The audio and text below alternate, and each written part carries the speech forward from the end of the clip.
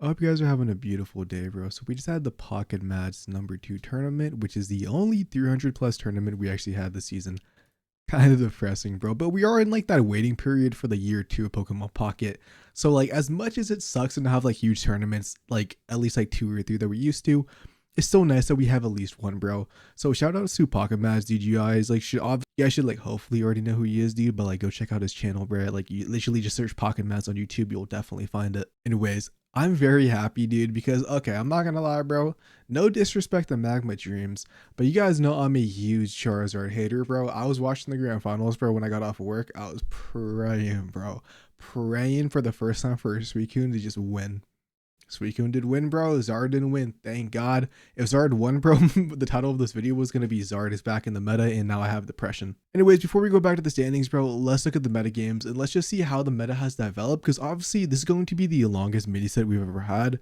As Secluded Springs, you know, it's the exact same thing. We have no new cards besides new art. So, no surprise, bro. Speaking Greninja's at the top. You can see here 24% share, bro. That's actually pretty good and pretty huge, you know. 50% win rate, not surprised. Darktina kind of had some L's, bro. Only a 43% win rate, which is extremely interesting. You know, obviously, you know, just for the combined rate. Usually when we do go to top cut, like Darktina usually does improve. So I guess we will see if that is the case.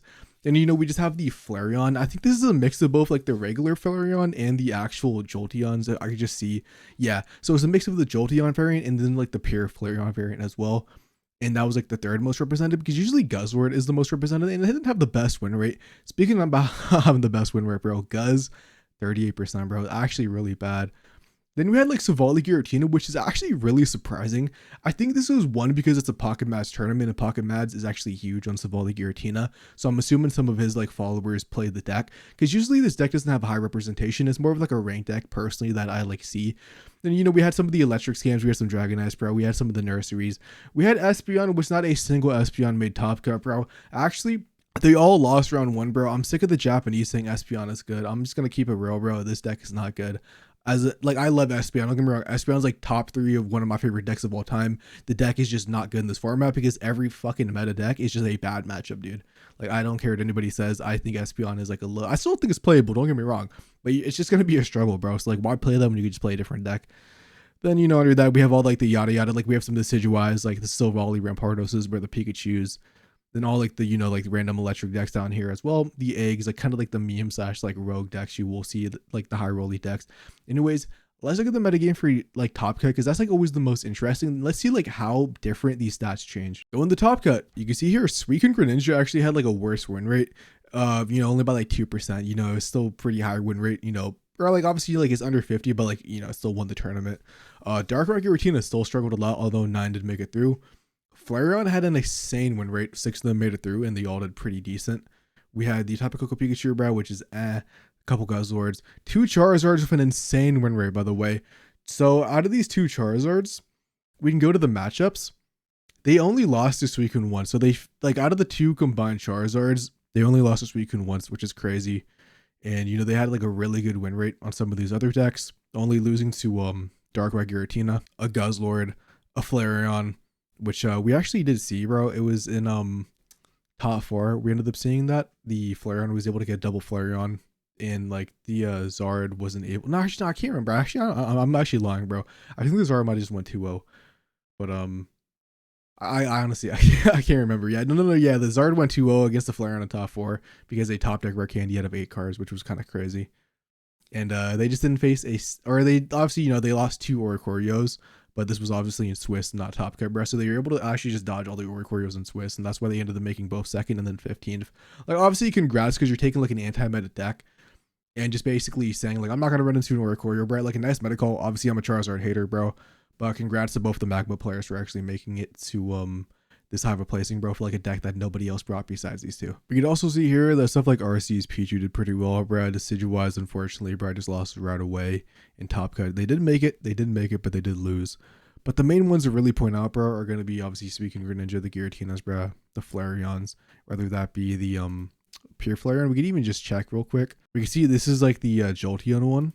The 5th place was also Jolteon. 12th was the pure one, bro. So like we do have like a couple different ones in the meta. But now what we could do is basically just look at the standings, and then let's just look at like the new techs and the new anti-meta decks that have developed. So yeah, let's go to the standings, bro. So obviously we already saw this Froggy X Newman until it ended up winning, bro. Congrats to you. Just out of curiosity, bro, we could just see what the tech option they were playing for that extra, flex spot.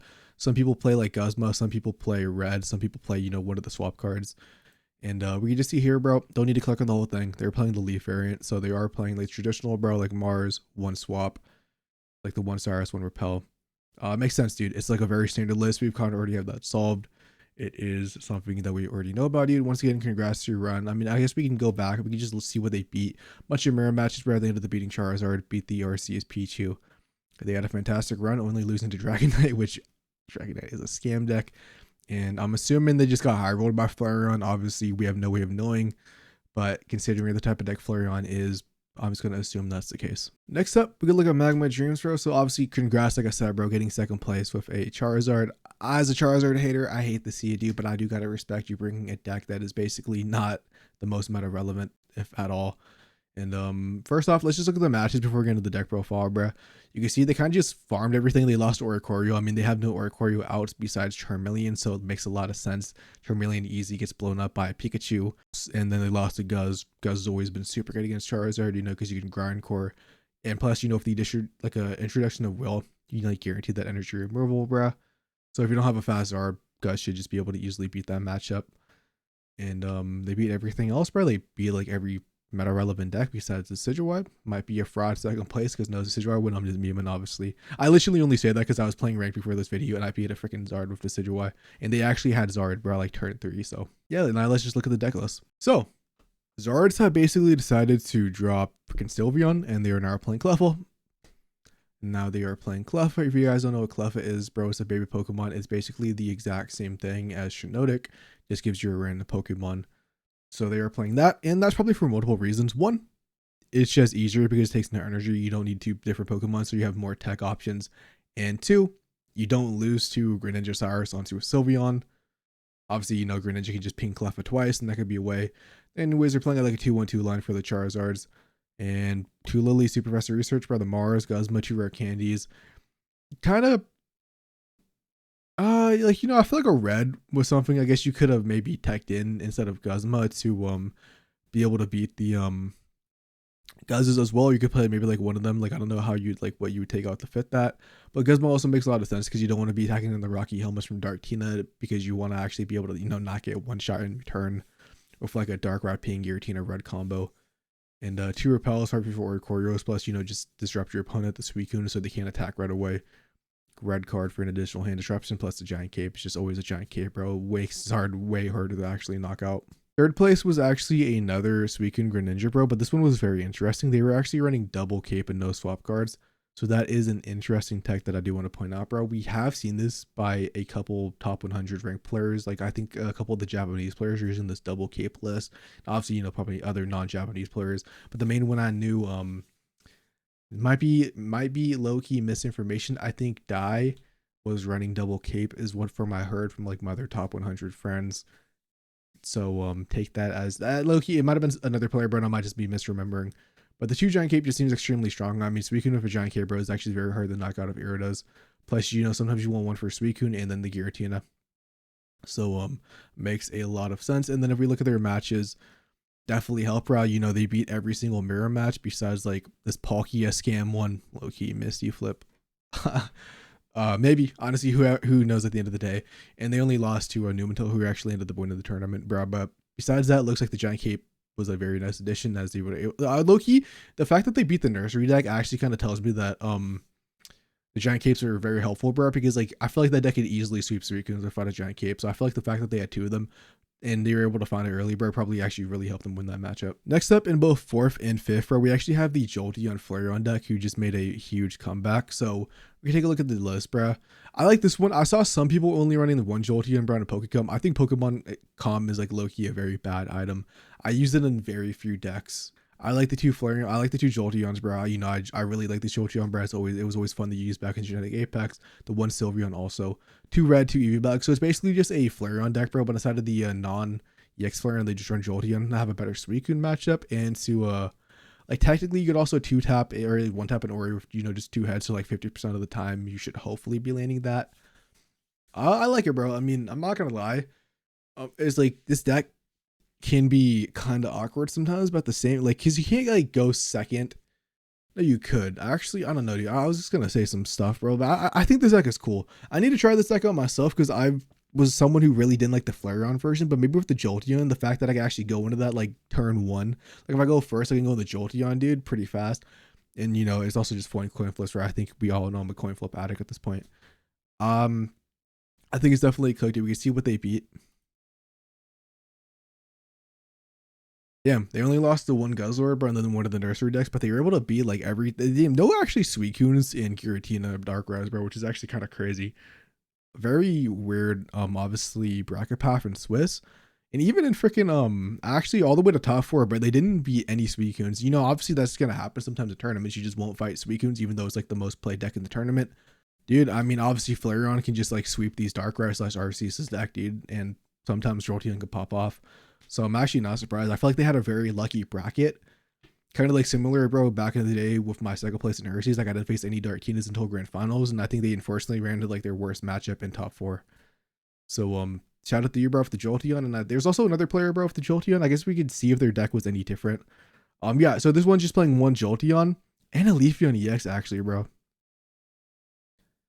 I actually like this cook, bro.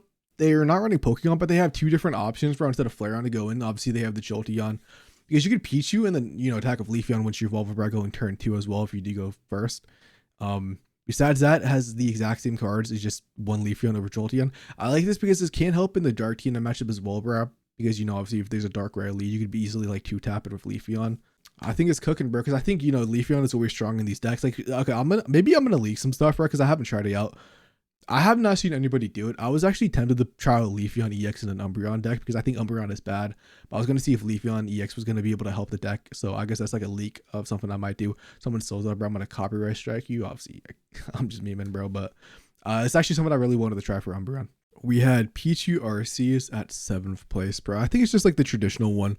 Never mind, bro. This guy might be cooking. What is a Shaman doing in here, bro? If you guys have played Light, dude, you guys know that Shaman and Arceus are low-key best friends. And they're actually playing no Zera, bro. This is crazy. This is so I'm assuming the Shaman is just for Oricorio against these Dark Ride decks, and then Arceus with the red can sweep through Suicune. I guess Shaman might also help for like ping damage against Greninja as well. And this is actually really interesting, bro. Let's just look what they beat real quick. I mean, I guess okay, so like they're playing pure water energy or water and electric probably because you have these 2 Iridas, which is always sus, bro, if you don't have a Pichu lead.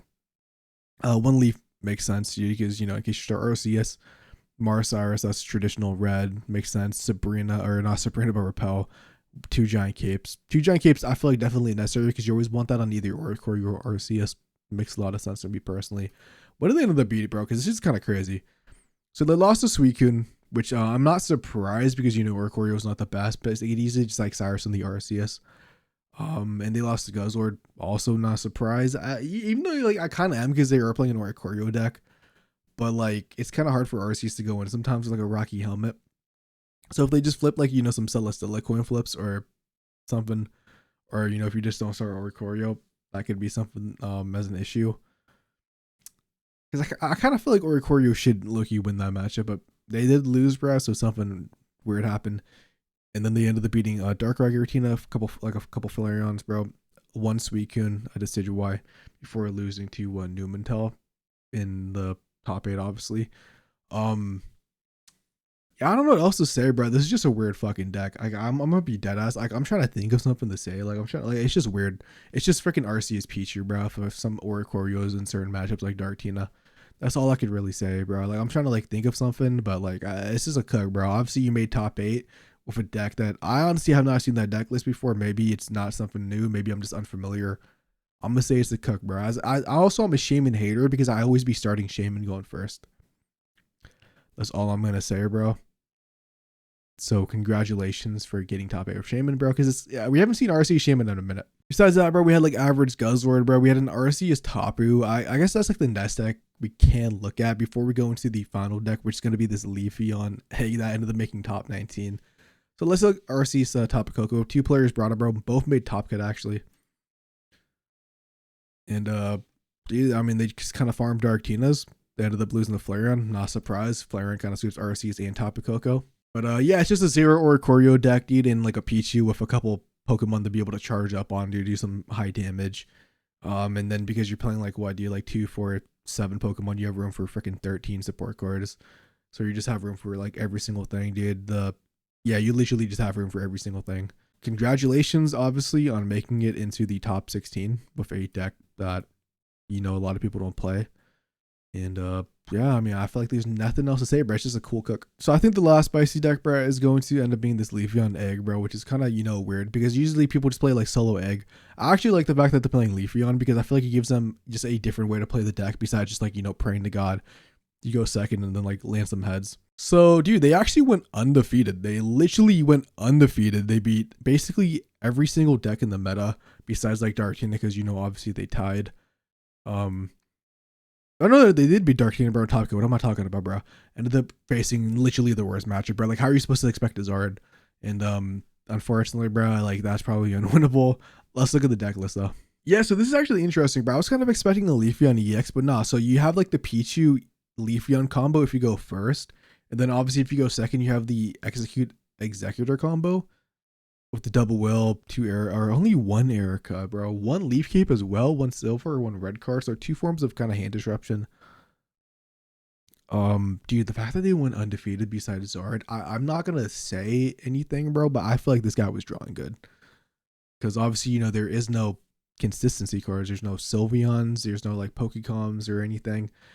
Dude, just draw better. I mean, you do have 6 basics, and you do have like two different like versions of the deck. Like I said, I guess you could like also technically like charge up the Pichu and a lone Executor if you do need to, like go first if you don't have thing. But you have like 2 versions where you have like the Pichu Leafeon package, and then you just have the egg package. So like you should hopefully draw one of them, dude. So I guess you don't really need consistency cards.